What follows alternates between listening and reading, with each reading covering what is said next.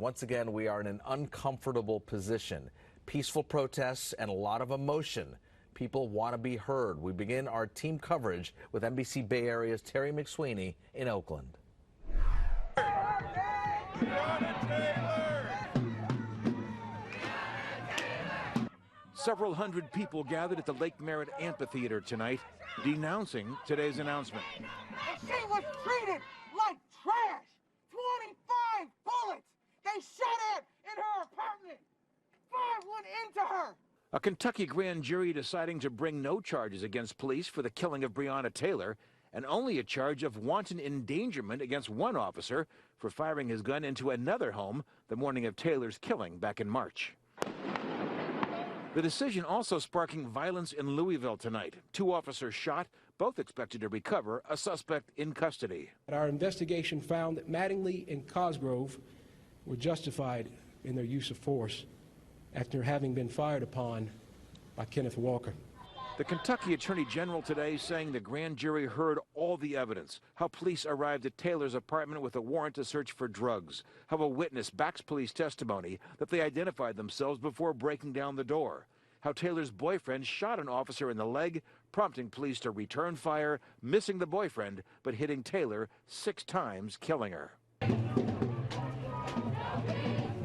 The hundreds marching in Oakland tonight, moving like a raging river, heading towards City Hall, pausing at an intersection to take a knee.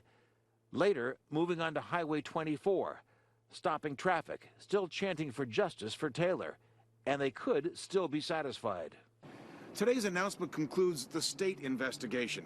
Next up, the results of the FBI investigation into the killing of Breonna Taylor. In Oakland, Terry McSweeney, NBC Bay Area News. Terry, thank you. We want to show you this video just into our newsroom. A destructive scene in downtown San Jose. What you're seeing there, protesters lighting that statue on fire. That's the statue of Thomas Fallon, who was San Jose's 10th mayor. This was back in the 1850s. There's been a push to remove this statue because of activists say Mayor Fallon oppressed the Mexican community.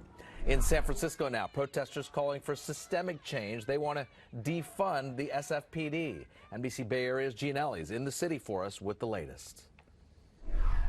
Dozens of protesters here in San Francisco tonight. They say they're angry. They say the justice system let Breonna Taylor down and has let them down.